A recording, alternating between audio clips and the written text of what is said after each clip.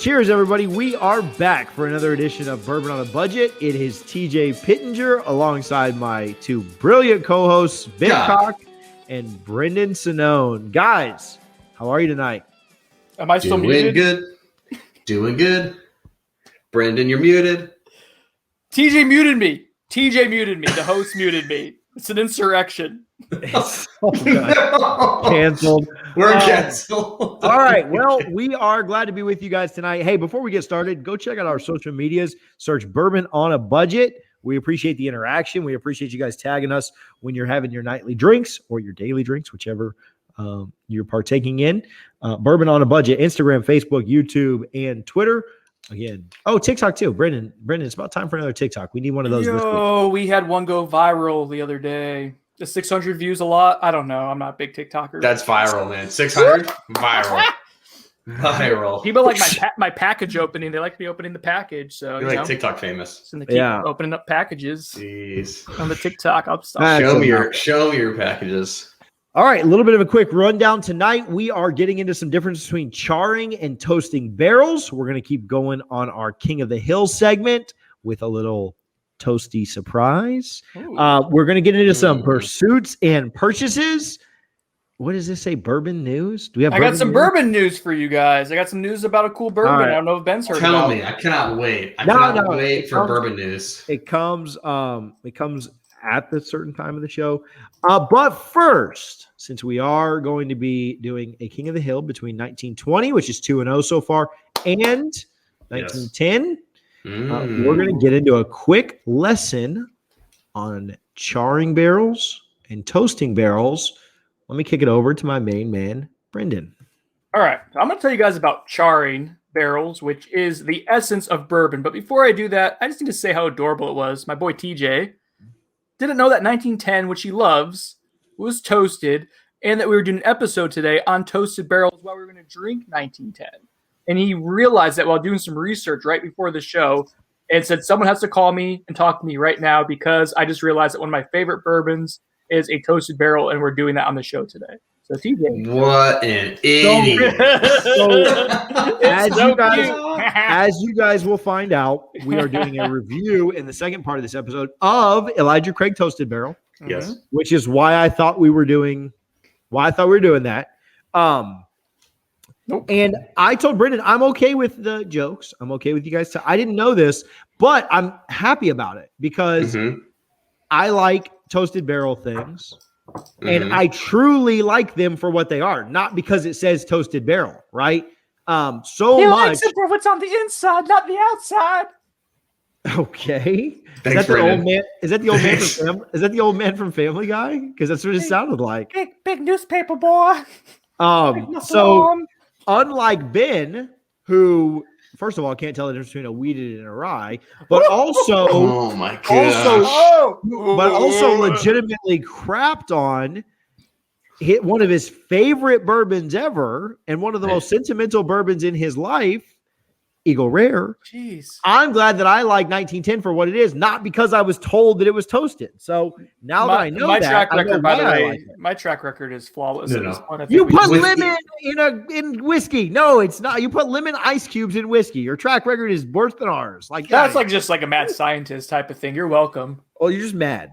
That's it. All right. So Mad Eye Muty, let's go. Oh, he's got the Harry Potter references now. All right. So char. So first thing we want to know about char. I'm going to go through this quickly here because it's kind of boring. There's science involved and it's above my pay grade and head. And yeah, there's a lot going on here. But charring is one of the legal requirements that makes bourbon our bourbon.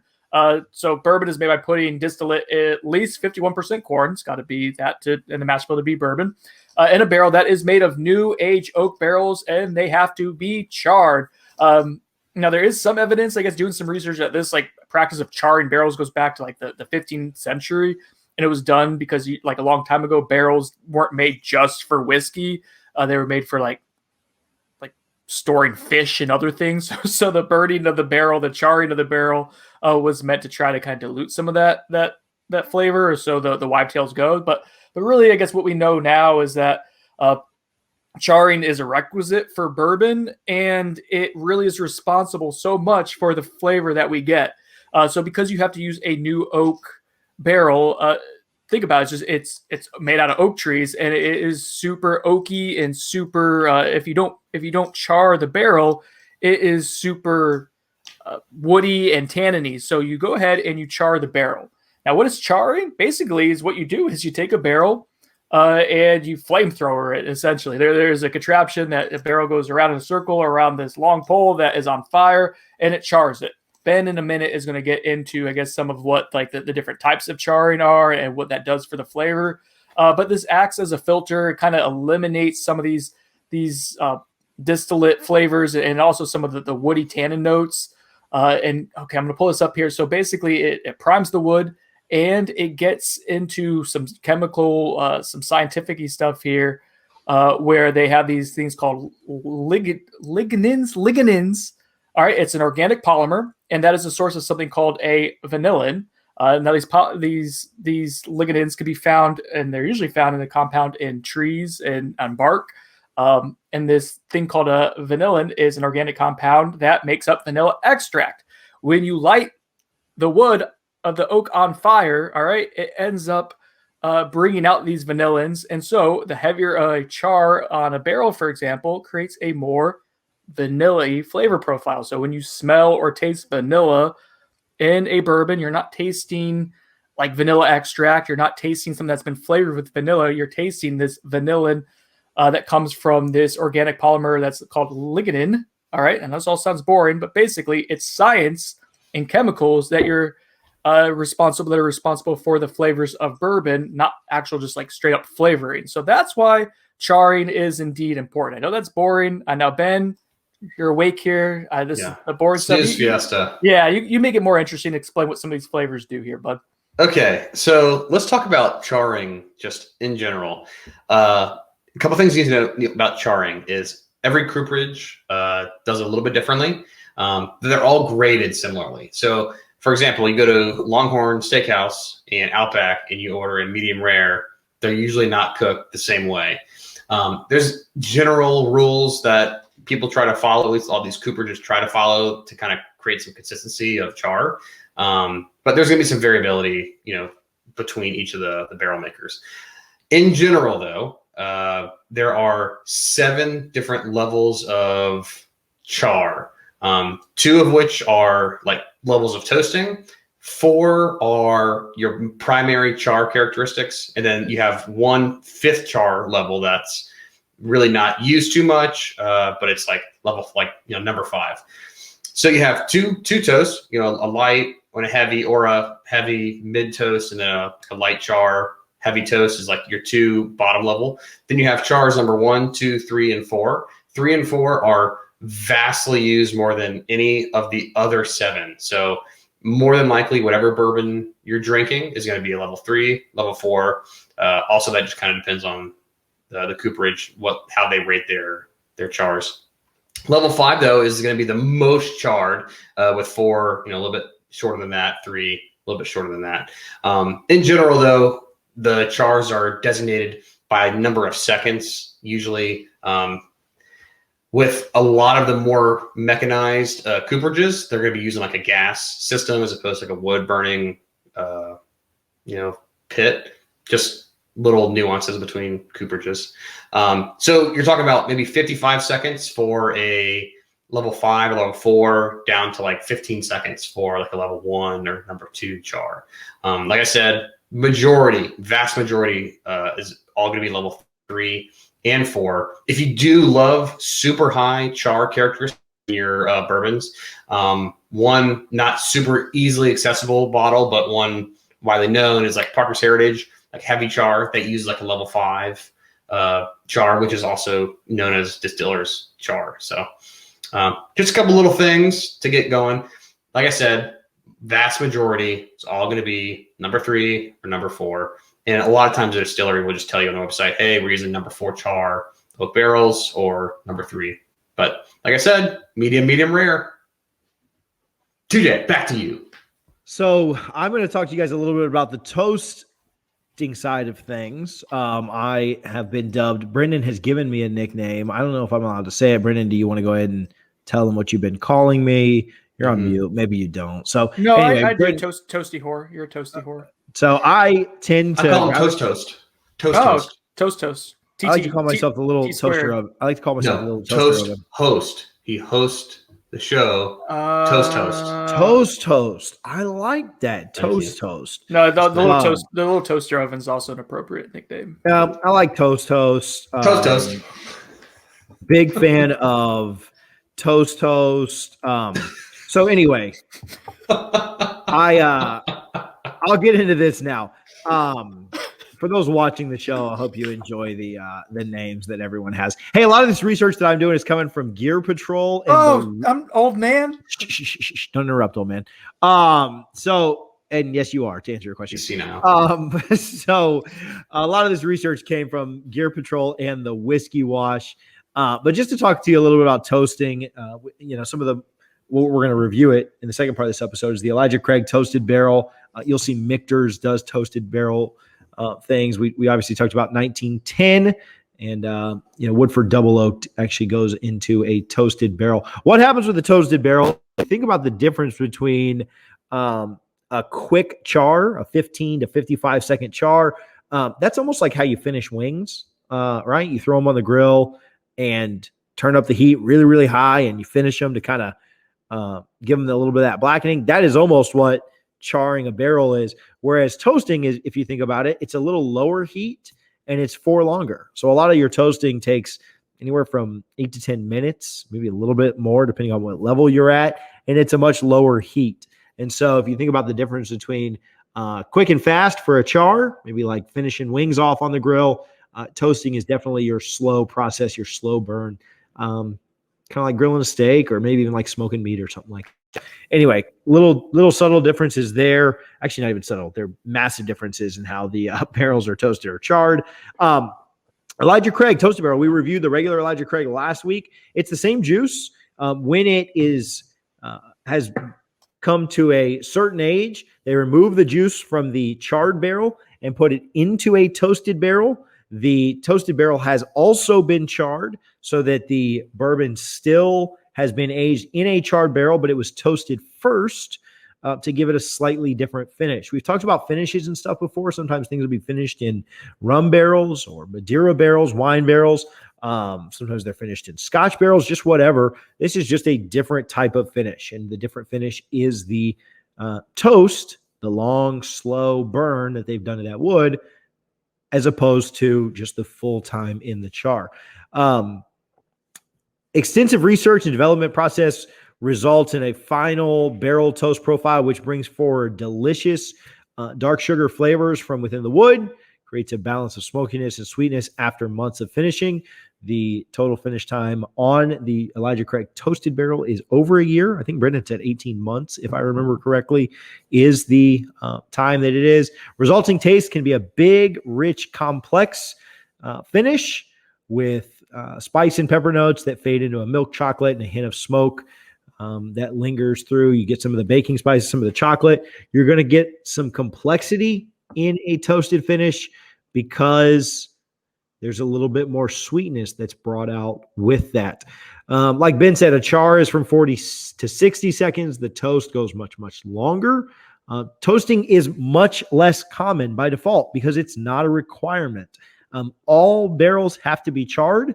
Not all barrels have to be toasted. And if you just think about it from purely a time perspective, if you take your heaviest char that people seem to be drawn to or gravitate to, it takes 10 times longer to toast a barrel than it does to char a barrel. And so it doesn't happen as often. We talked about some of the barrels that have it and that do it. And it's not, again, super, super common. But if you like things that are a little bit sweeter, you can kind of find them. You'll also notice a difference in price. The regular Elijah Craig is $30. The Toasted Barrel is a limited offering, harder to find. We're reviewing it later this week, but it's around $50. Interesting to do them side to side. I think Ben's going to taste them later on tonight with them side to side and kind of give out some different notes from each of them. Michter's, who also does a Toasted Barrel, their regular bourbon is $45 MSRP. Their Toasted Barrel bourbon at MSRP, which has not been released since 2018, is $80. So nearly double there as well. because it takes longer, because there's a more limited quantity. You're going to pay a little bit more for it. It shoots out some sweeter flavors. Not to be super cliche on this, but I get a little. The first toasted finish I ever had was Michter's Toasted Barrel at a bar, and I honestly thought I was drinking a bourbon marshmallow. Definitely get that toasty finish. Definitely get that sweetness that comes from it. That extra toast and char mix makes you feel like you're at a campfire drinking, like I said, a bourbon marshmallow. So a little bit about toasting. Guys, what are your thoughts on toasting, charring, all of that? Are you sleeping yet? No, I'm awake, ready to write. Okay, so a couple of notes on charring that I didn't even talk about. Charring acts as a filter as the bourbon goes in and out of the barrel through the aging season. So one of the other things that you're doing is you're adding all this flavor, but you're also filtering bourbon. That kind of helps with the char. So a little side note. I got a little side note too on charring too. Like Ben said, different distillers use different type of charring methods. The char level 4, which is one of the most intense, is called an alligator char, which is because of the wood texture, similar to alligator's hide. Wild Turkey, Buffalo Trace. Those are two really popular distilleries that we all love that use level 4 char. Level 3 char would include Heaven Hill, Brown Foreman, which we are going to be using today, and Angel's Envy. So, I will say this about the char and the toast. It may not sound like there's a huge difference in the process when you're talking about like the slow and low versus the toast versus the high of the char. But man, when we like the Woodford double oaked that was toasted versus just the Woodford classic that was this charred, that the flavor difference in the two of them, considering it's like pretty much the same juice and just aged a little bit longer, it is drastic what that does to a pretty standard bourbon, what that toasting does at the end. Yeah, no, it does. And like you said, it may not seem like they're doing much, but they are doing a lot, right? Mm-hmm. Like I said, they're taking 10 times the amount of time to toast that barrel, which again, in the grand scheme of how long things age, 10 minutes versus a minute isn't that big of a deal. But then when you think about the fact that they're having to put that back into another barrel, they're losing more product because again, it's a new barrel. More of that bourbon is soaking into the wood, and that's what makes it less plentiful, right? You're only doing it with so many of them. A lot of that bourbon soaking into the wood. The time that it takes to extract that juice and then put it into another barrel, reseal it, as opposed to just leaving it in the barrel that it would be left in for that 18 months or whatever. So there is a lot going on, and that's kind of what goes into that price difference. That price difference. Yeah. It being that much higher. So anyway, any other thoughts on that before we get into a toasted barrel in our King of the Hill segment? King of the Hill, let's go. King of the Hill. King of the Hill. All right. That's a theme music. We combined it. It's a mashup. Week 1, King of the Hill, 1920 defeated. What the heck did it beat? It defeated Old 100. 100. Beat up the little brother. Yeah. Beat up. Week 2, it walked all over Rare Breed. No. Maker's Cast Strength. Maker's Cast Strength. Spoiler alert. Rare Breed's coming later. So I'm not going to edit that. So thank you for listening today. No, that's fine. We're organic here. So 1920 goes ahead and beats up on 100 the first week. So beats up on the little brother. Same mash bill. Obviously, the proof is a little bit different with 1920 being 115.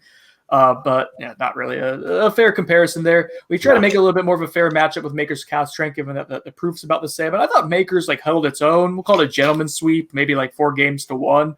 Old Forester, though, the noses were pretty similar in terms of quality, but then once you got to the tasting and the finish, Old Forester 1920 pulls away. So that brings us up to, in order to be King of the Hill, you have to win 5 in a row. This is number 3, and it's another in-house battle, 1920 versus 1910. TJ, do you want to tell us a little bit about 1910 and what that consists of and what 1920 is going up against today?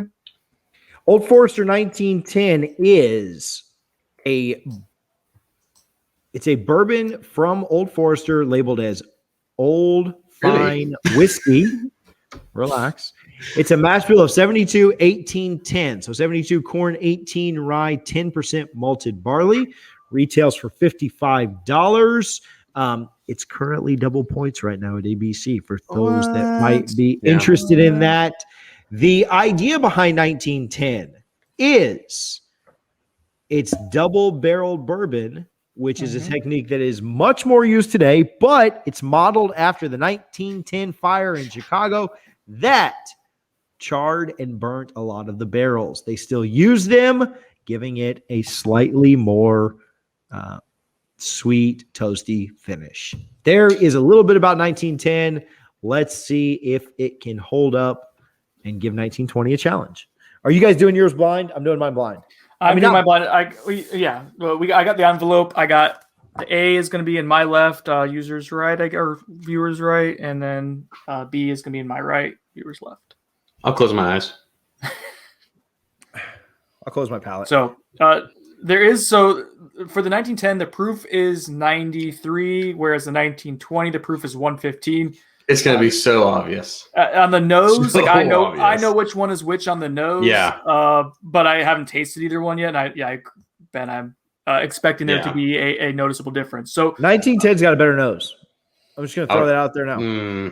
So what I think is 1910, just based on the nose, is my A here. Hello. Yeah, this is my 1910. Right hand 1910. So left for the viewer. So the nose is solid on the 1910. I mean, I'm right about it. I can tell. The 1910 is got that toastiness of. So what we learned with the double oaked and what they've experienced with the Elijah Craig toasted as well is that the toastiness brings out an almost toasty marshmallow-like quality in the nose. It also gives out like this nice caramelization, and that's evident here for the 1910. Did you say something, TJ? Yeah, I'm just saying I could tell. I could tell which one was which. I was right. Yeah, it's pretty... I thought you were maybe upset that I stole your marshmallow note there. I would say the nose is better on the 10. The nose on the 10 is great. The nose on the 1910 is really great. The 1920 to me is just classic bourbon amped up, and that's why I like it so much. It is cherry, it's brown sugar, it is a little bit of tobacco and some wood tannins too. The 1910 is more unique. I will say that. So I would give the nose slightly, or so slightly, to 1910. Yeah. Are we all in agreement there? Yeah, it takes the first game of the series. Yeah. Unfortunately, taste is like the next 6 games. So good luck. I will say the 1910 first sip, first thought, milk chocolate, very pleasant, very nice. It's going to be Ben's favorite word, smooth. But so a little bit of orange there. A little bit of milk chocolate. It's good. That's really nice. Old Forester's so damn good at everything they do at every price point. Kudos to you, Old Forester. I am smitten by you. All right, 1910. That was good. I do love Old Forester. They're pretty fantastic. I started with the 20. I went the other way. So good choice. There's the flavor. Yep. All right. That's all she wrote. That's all she wrote. Sorry, TJ. Whiskey Row. Woo! That's all she wrote. Whiskey wrote. That was terrible. That was terrible. No, I liked it, Ben. I liked it. 2 points off Ben's score. We didn't say. So these are both part. We know we talked about this in 1920. The 1910 is part of the Whiskey Row series that Old Forester did. So there was 4 that they released in, I forget, like a 2-year span or so. They kind of released them all together. I'm trying to find my notes here. So there was the 1910 Old Fine Whiskey, the 1920 Prohibition style. Here we go. 1897. 1870 was the original batch. 1897 was the bottled and bond. I've tried the bottled and bond and like it. What's the 1870 original batch? What's its deal with that? I have no idea. It's supposed to be the old, like the first recipe they ever had. Okay. All right. I think it's widely regarded that the 10 and 20 are like the standouts. All right. Yeah. I like the 90. I will say I like the 97. The bottled and bond's a nice sipper. They're actually all really good sippers, which they better be for $50 a piece each, and then $60 for the big one. But yeah, they're all good though. Like they're all really, really good, and they're all to me a slight upgrade above the Old Forester 100. Like the bottled and bond. I mean, you pay double for it. But the bottled and bond, the 1897 is better than the 100. 1870 is, it's the least of the 4 to me. but it's not bad either. What The is it original like batch is flavor good. profile wise? Like all they all It's kind of been unique. too. It's been too long. Okay. Yeah, All right. we did them blind one night. Me and Ben and the Yeah. other buddy did them. Johnny did them blind one night, and that was awesome. Maybe That was fun really again. We should every night. So yeah, I don't know. I mean, I prefer the 1910 more. I know you guys are going to lean 1920. I don't. I just don't love the 1920 as much as you guys do. But I totally get. Wow. Well, let's instead of being judgmental here, Ben, let's.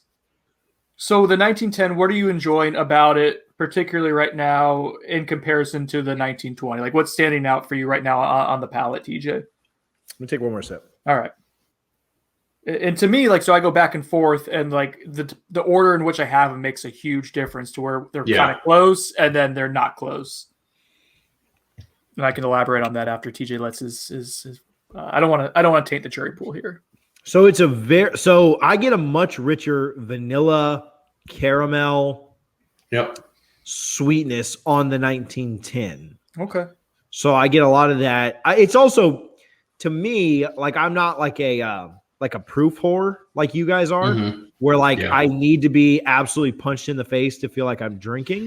Now, I don't you just like water. It's fine. Not a big deal. Real quick, I don't like Ben's, Eagle Rare that he rated like a 4.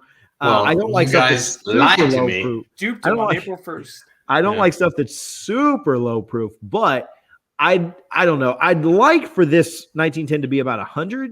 So that would be nice. All this said, I made 1915 the other day. I blended two together. Way great. Haven't, and we've talked about this.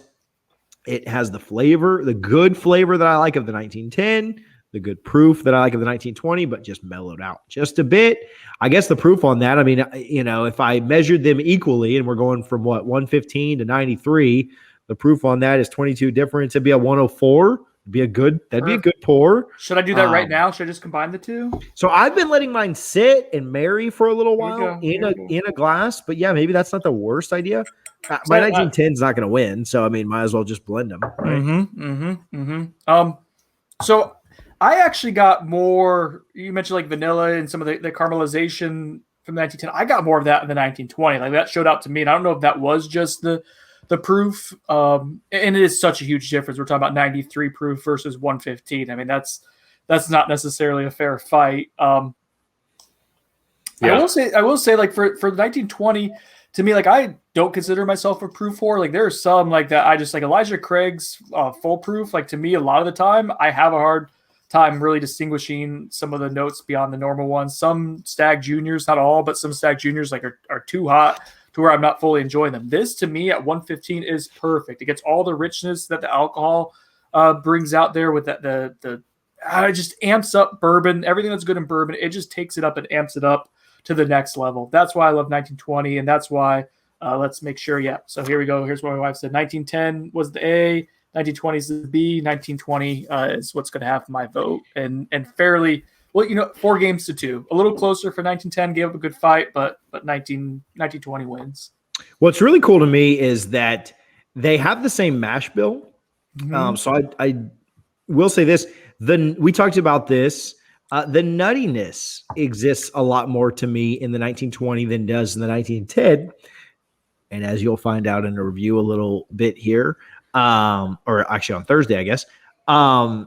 I think it's the double barrel. I think it's the second barrel that kills some of that rye spice, some of that nuttiness, and takes that away. See, Ben being a rye guy is going to like that a little bit more. I like that some of that nuttiness, some of that rye spice is gone on the 1910. They're the same juice. It's been proofed down, which I don't love, but it's been proofed down and then put into another barrel, gives it the toast, gives it the marshmallow, gives it the sweetness, takes some of the proof away.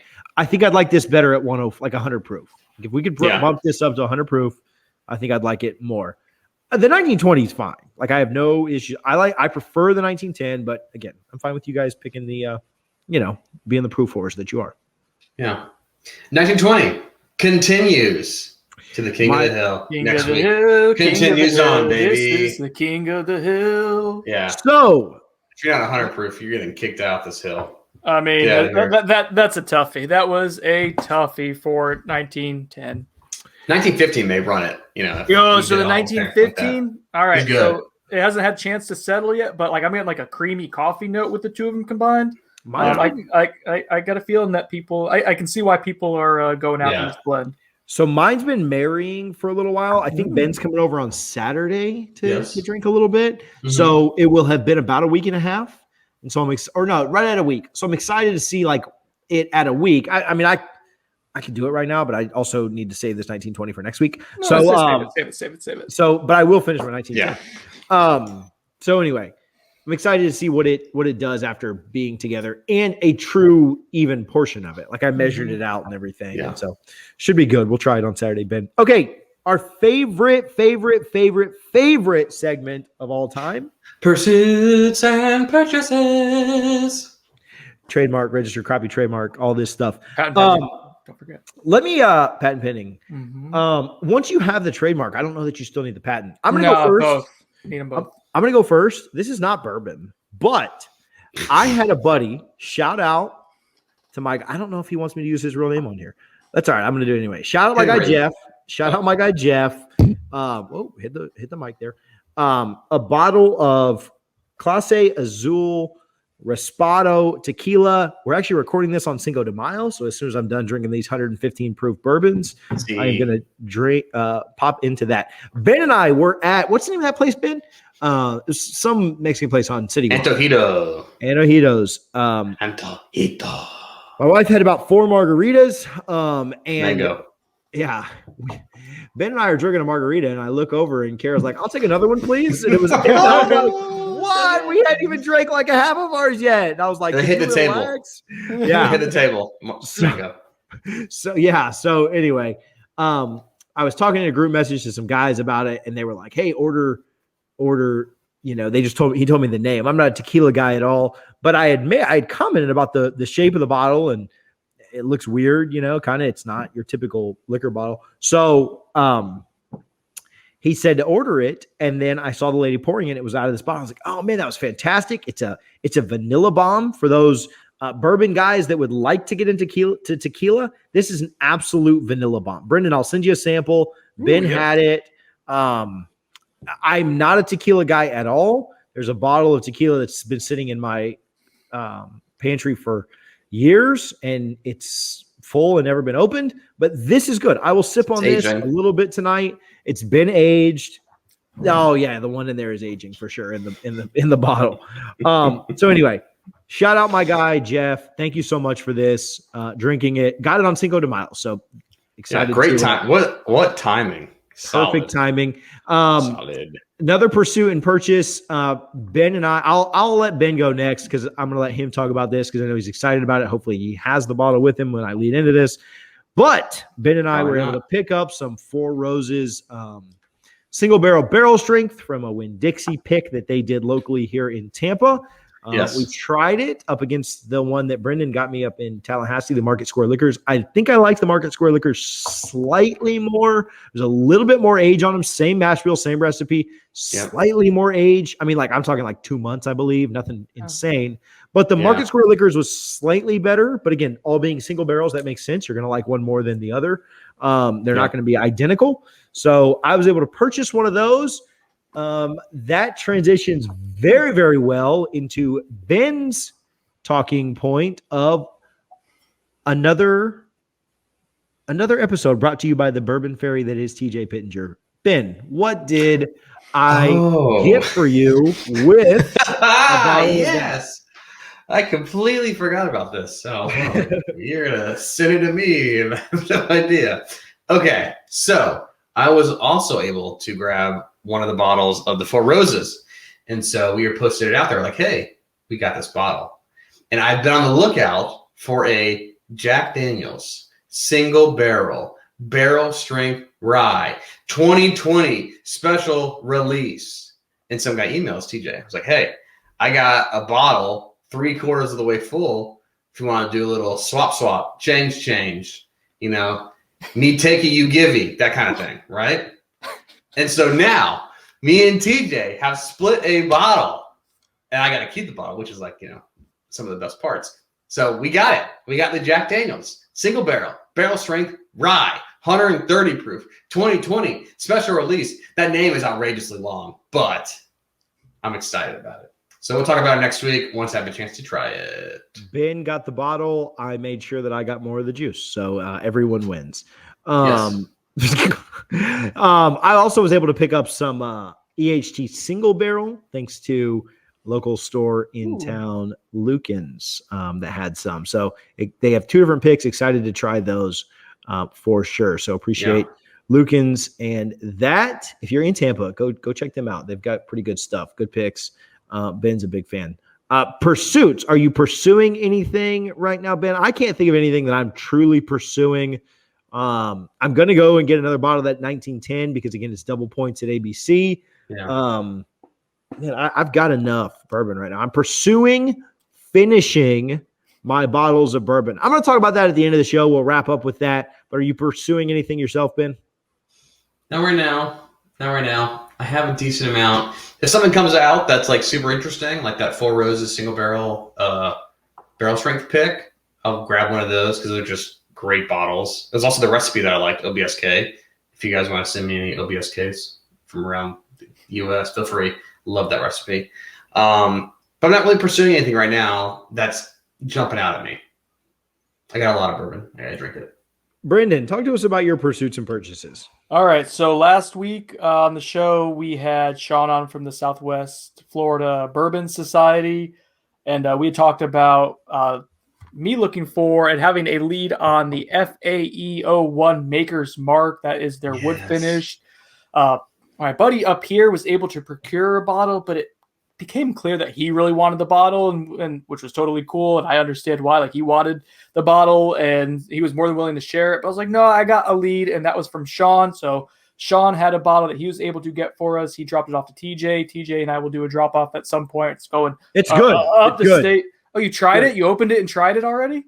You're welcome. It's great. Oh my god. I have it at my house. You said you were going to give me a sample, so I just figured I'd take it. I would like for us to actually review it here on the show, but go ahead. If there's any left when I get it to you. Well, I'm glad. It's going to basically be half regular Makers and half Yeah, that bottle broke, man. I'm sorry. I don't know. Yeah, I pursued it. I purchased it. I don't know if I'll be able to taste it. And I pawned it.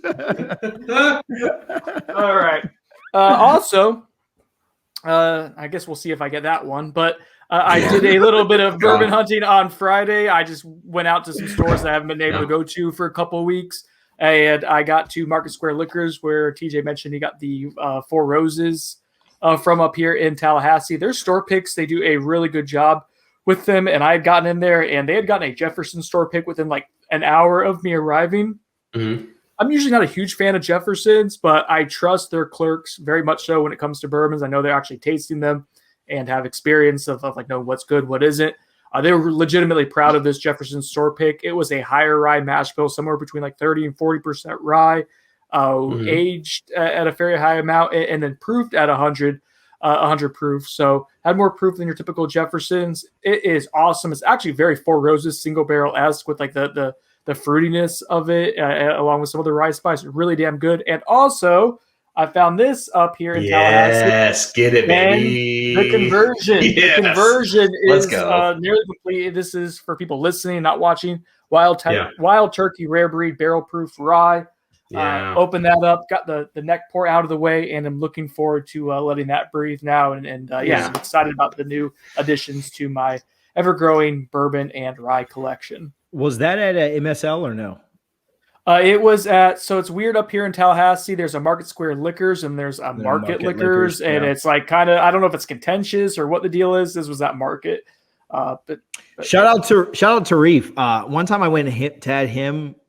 He doesn't listen to this because he doesn't drink, but I had him go grab something. He's like, "Oh, I'm right next to that place," and he went to Market Liquors instead of Market Square. So knockout. Yeah. So then I was like, "Oh, well, are you close to the other one?" He's like, it's like 20 minutes away, and I was like, "Oh, okay. Well, you don't have to," and he went and got it anyway. So anyway, shout out to Reef. Thanks for going. Dude, but yeah, I gave him a good little pizza recommendation the other day that he appreciated. I saw your little pizza tournament going on. So anyway, so I've cracked this now. I've cracked this tequila, and I am I'm all about it. I'm probably gonna pour it in this bourbon glass here and do a little. It's a really unique bottle. I will say that for people listening at home. It is. Give me a little, it looks like an old school milk jug, kind of. It's a wild bottle. It's not gonna fit anywhere in my it barely fits into my pantry. No way. So, you're just gonna have to drink it. It's a vase. Leave it on the counter. I mean, yeah, I'm going to take a sip out of it every Cinco de Mayo, and I'll, finish it off with Elena when she's 21. Yeah, so, 30 years from now.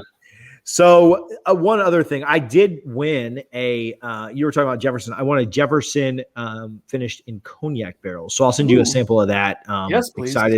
Excited to try. Well, I had that at Whiskey Cake, and it was really, really good. So excited for that. I thought I had one more thing, but on pursuits and purchases, but I can't remember what it was now. Brendan, let's talk some bourbon news. Yeah, a little bourbon news. Dropped in the timeline. Give me some bourbon news. All right, Ben. I did not share this in the group text thread. I took a screenshot of it and legitimately just forgot to send it. And maybe you've already seen it by now. Hopefully not, because I think that I'm saving it for the content. I think it's going to be right up your alley, man. I think this is going to check a lot of boxes for you in terms of what you value in the world of bourbon. We'll see. What if I were to tell you that in honor of Eddie Russell being at Wild Turkey for 40 years, they were going to do a limited release of Russell's Reserve. Okay. 13 years old. Okay. Barrel proof at 114.8 proof. Would that be something you'd be interested in? Tell him the price. Tell him the price. He'll love this. Well, this is MSRP. Is limited release. It's only $70. $70. $70. I would love to swap that against Rare Breed. Like I feel like it's like you're trying to compete with the same kind of market. So the age would be up. For what I believe is to be the Rare Breed, but similar proof. Price is obviously a little bit more, but similar market. But just to have that Russell's Reserve and have 13 years on it. And also, I'm a sucker for blue labels. It's going to be a blue label. So I'm not sure when that comes out. They just announced it like a week ago or a few days ago. But that will be, I think, on all of our pursuit endeavors, right? I just hope Ben puts it on his, because when Ben puts something on his pursuit endeavor, like I get it. TJ gets it, so it's great. So I don't care if Brendan wants it or not. Ben, I need you to want it. So okay. Yeah. Ben wasn't quite as excited as I thought he was going to be for. He was mildly excited. He's had like 17 drinks. It's 10 p.m. now, so like he's just out of it. Yeah, I'm about ready to pass out. Okay. So I want to tell you guys something that I'm doing, and then we'll wrap this up and get out of here. But I am on a journey right now to clear out my whiskey cabinet. I think that when you're really new into bourbon and you're getting some of these store picks and barrel finishes and this and that and the other, I really have a tendency. I don't know if anybody else has ever been like this. If you're listening, comment and tell me about your situation. Ben, I don't know if you're like this, or Brendan, or if you ever have been, but I have a tendency when something is limited, and I don't mean limited as in, the George Stagg sitting behind me, George C. Stagg, that is different. But like when something's kind of limited, to kind of nurse it, right? I've got a American Prairie bourbon from High West that is finished in a Madeira barrel, a Chardonnay barrel that I love. And so it's had this much in it for 6 months, right? I'm like, I'm waiting for the perfect time. And so then I have a High West finished in sherry barrels. And then I have a double rye that's finished in rum, a double rye that's finished in Madeira, a double rye that's finished in XO sherry, so just a bunch of different stuff. And they all now have like this much left. And then I had those 3 gas bar store picks, and I love all 3 of them. So like they each have like this much left. And I'm just nursing them all down, trying not to drink them. They're taking up too much space. Gotta kill them. Next year, all those releases, now they may be different finishes. I may get a cognac, or I may get an XO sherry. I may get a Madeira. I may get a port wine, whatever. Finishes are going to come and go, right? But I think when you're new, you're like, oh my gosh, I'm never going to get this one again. Now, again, an allocated bottle like the other way, George C. Stagg, that you're truly never going to get it. That's different, right? Trying to nurse that down. But I've been on a quest. I've killed several bottles. When you come over Saturday, we will be drinking the last little bit of like 5 different things. I'm going to kill 5. My wife loves it. Mm-hmm.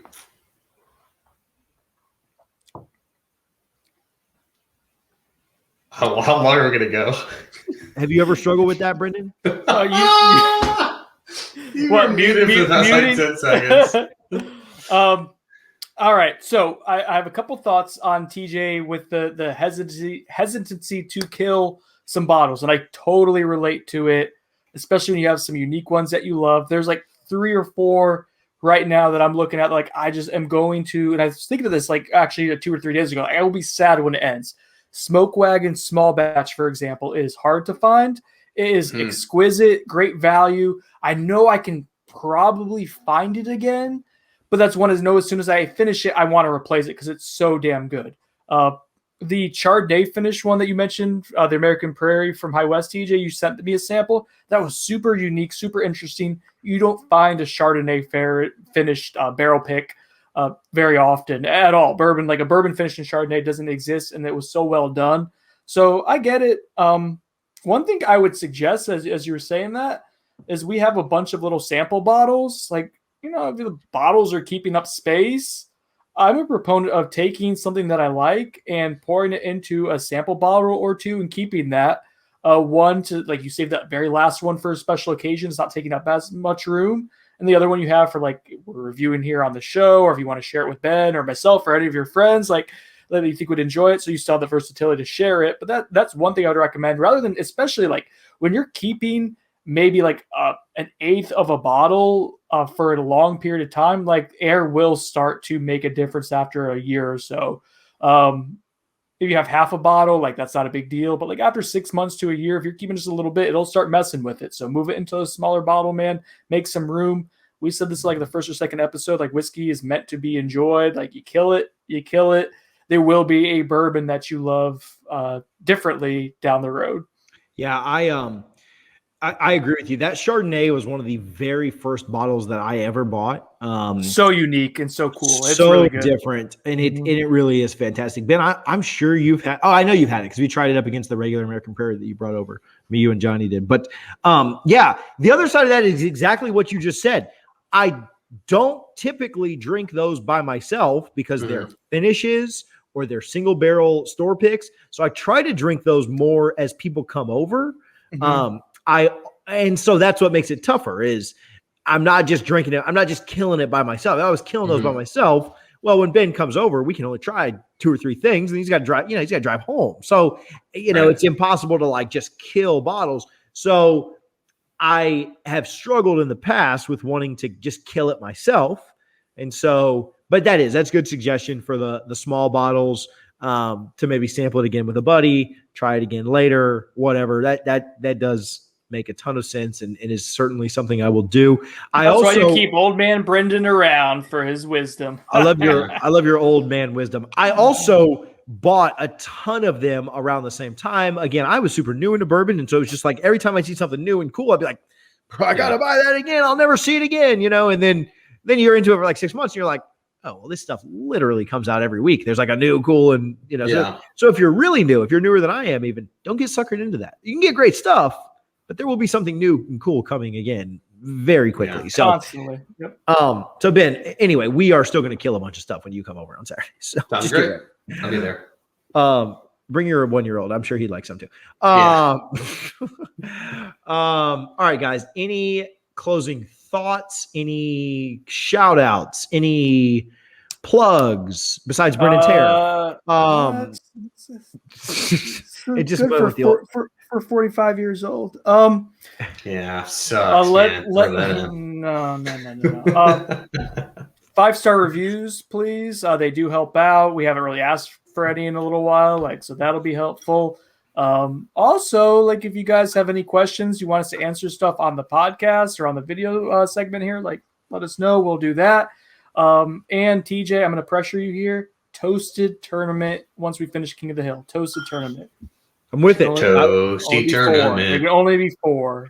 I like that. I like the toasted tournament, and then the winner has to go up against the Michter's Barrel Strength Rye, which it will lose to. Yeah, no.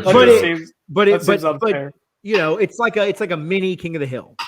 Instead of doing Barrel Strength Rye up against all 4 of those, which it's going to beat. Yeah. We'll take the best of the 4, put it up against it so it can then lose to it. You got something that is a completely different mash bill and proofed up about 40%. Like a billion. Cool. Yeah.